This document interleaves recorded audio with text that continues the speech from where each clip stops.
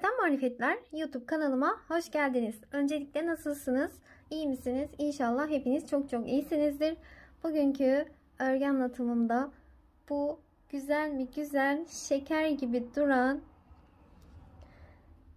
bebek patik modelinin nasıl yapıldığını sizlerle paylaşmak istiyorum. Hem kız hem erkek bebekleriniz için bu modeli uygulayabilirsiniz. Renklerini farklı yaparak gerçekten çok güzel ve de çok kullanışlı bir patik modeli oldu. Şöyle taban kısmında sizlere göstermek istiyorum. Renkler de gerçekten birbirine çok yakıştı. Bir de böyle örgü fiyonkla patiğimi süsledim. Çorap patiğimi. Dilerseniz pompon da yapabilirsiniz. Sade haliyle de kullanabilirsiniz. Gülümseten Marifetler fiyonk yapımı diye yazarsanız bu kolay fiyonktan sizler de yaparak örgülerinizi bu şekilde süsleyebilirsiniz. Patiğim 0-6 aylık bebeklere uygundur.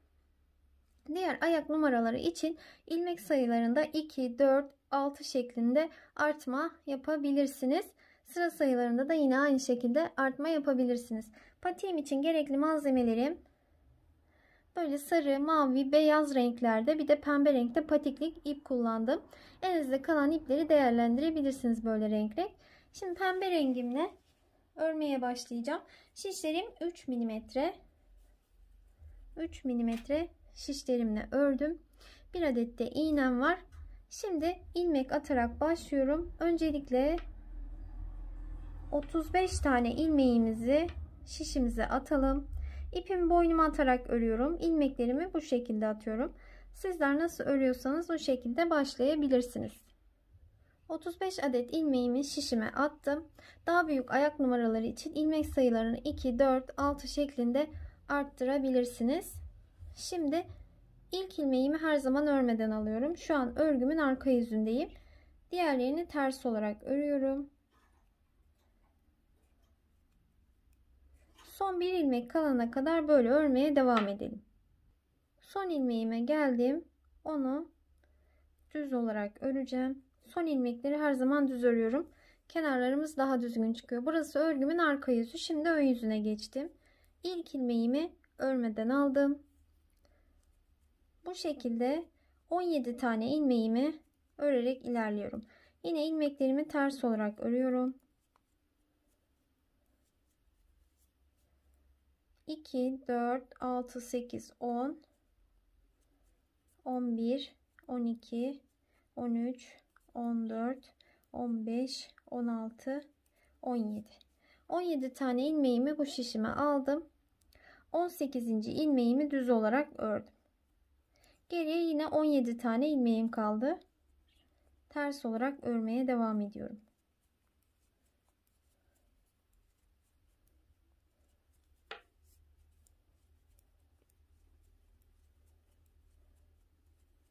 ...35 tane ilmeğim vardı. 17 tane ilmeğimi ördüm. Ortadan 18. ilmeği düz ördüm. Geri 17 ilmeğim kaldı. Onları da ördüm. Şimdi örgümün arka yüzüne geçtim. İlmeklerin tamamını ters olarak örelim.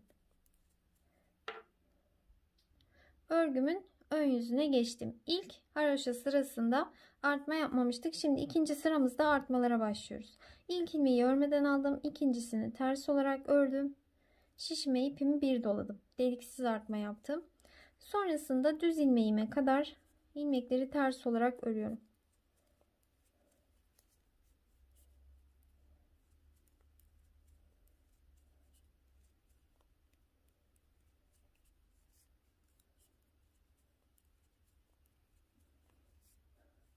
Düz ilmeğime geldim bakın.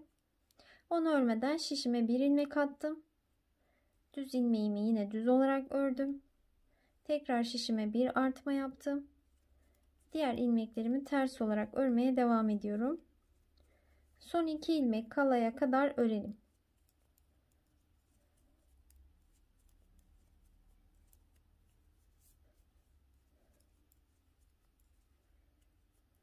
İki ilmeğim kaldı.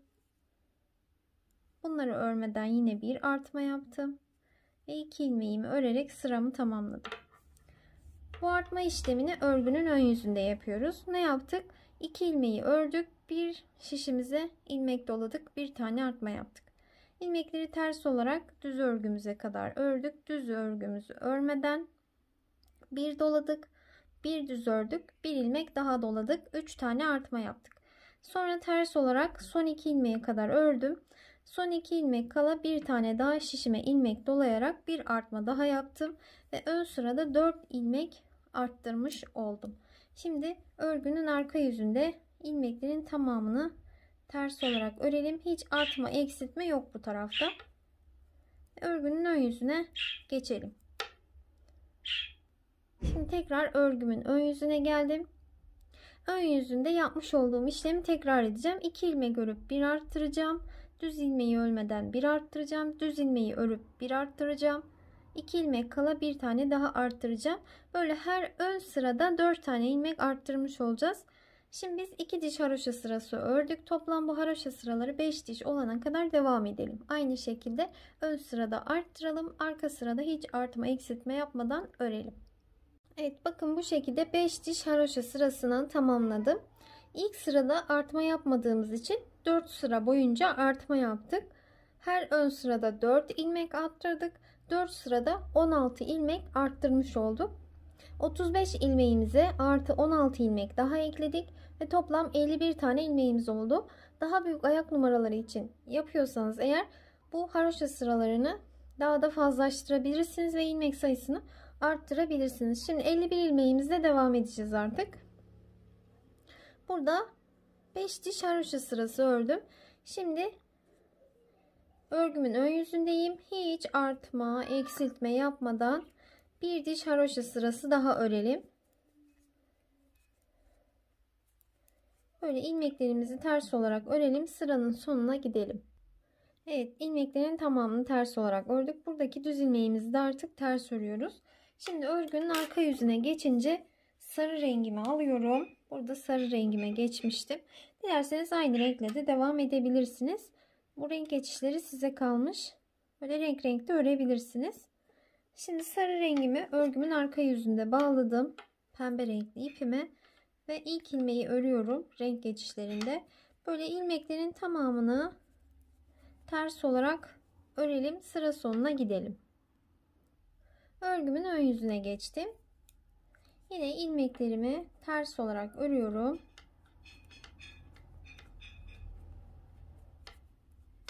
Sıra sonuna kadar gidelim.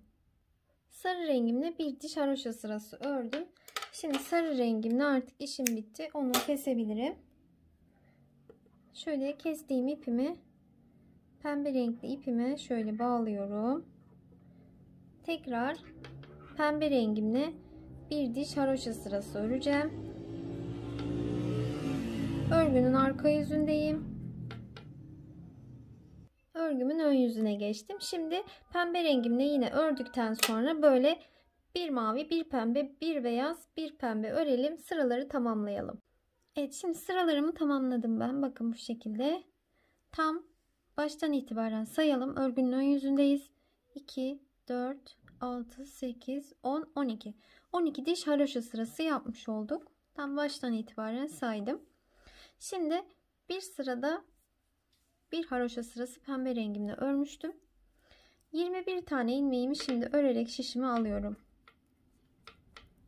Böyle 21 tane ilmeği alalım. 21 ilmeğimi böyle şişime örerek aldım. Şöyle göstereyim. 21 ilmek bu tarafta, 9 ilmek ortada, 21 ilmek bu tarafta olacak. Şimdi ortadaki 9 tane ilmeğimizi 1, 2, 3, 4, 5, 6, 7, 8. 8 tanesini ördüm. 9 ile yanındakini birlikte örüyorum. Ve örgümün arka yüzünü çeviriyorum.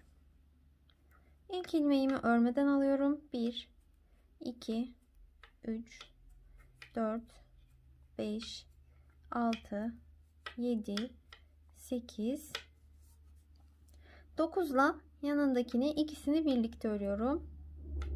9 ve örgünün ön yüzüne geçiyorum. Şu ortadaki 9 ilmeğim hep sabit olacak.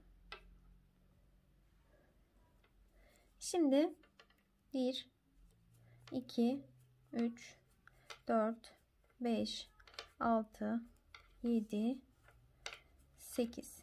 Bakın 9. ilmeğim zaten ayrı duruyor. 9'da yanındakinin ikisini birlikte ters örüyorum. Örgümün tekrar arka yüzünü çeviriyorum.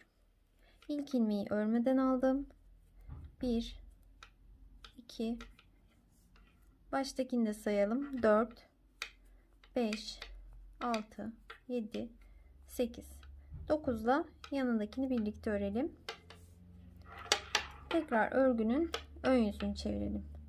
Bakın hem bu kenardan hem bu kenardaki ilmeklerimiz birer birer azalarak gidiyor. Bu şekilde bu kenardan 7 ilmek, bu kenardan 7 ilmek eksilmiş olacak. Tekrar ilk ilmeği örmeden alalım. Diğerlerini ters olarak örelim. Sonuncu ilmeğimle yanındakinin ikisini birlikte ters örelim. Örgünün yine tekrar diğer yüzüne geçelim. Evet, bakın aynı şekilde örmeye devam ettim. Şimdi burada 14 ilmeğim, burada da yine 14 ilmeğim kalana kadar aynı işlemi yaptım. Sayalım birlikte. Bakın 2, 4, 6, 8, 10, 12, 14 ilmeğim burada. 2, 4, 6, 8, 10, 12, 14. 14 ilmeğim bu tarafta kaldı. 9 tane ilmeğim de ortada. Şimdi artık devam ediyorum. İlmeklerin tamamını öreceğiz.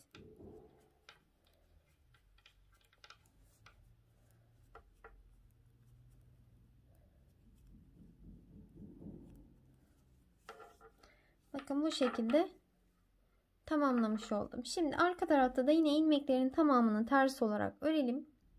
Evet, elimde toplam 37 tane ilmeğim var. Şimdi bu ilmeklerimle ilk ilmeği örmeden aldım.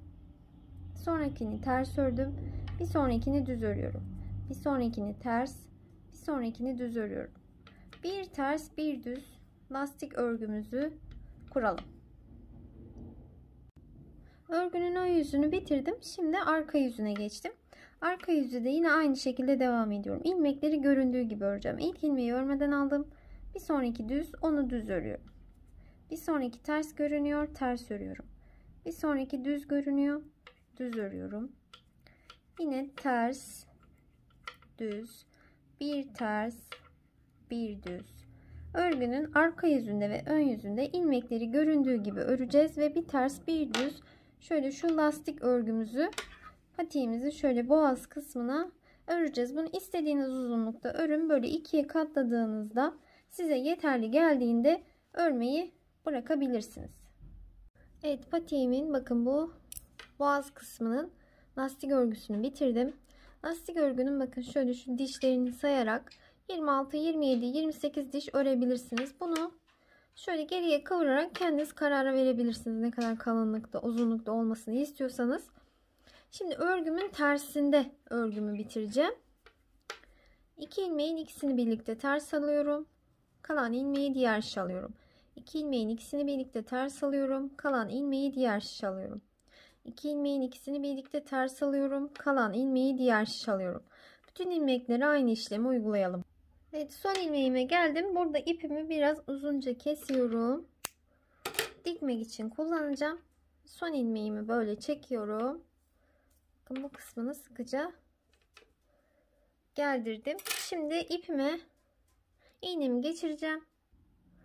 Şimdi bu lastik örgü kısmını patiğimin düzünden dikeceğim. Çünkü ters çevirdiğimde böyle güzel görünmesi için. Şimdi burayı patiğin düz tarafından dikelim. Sadece lastik örgü kısmını.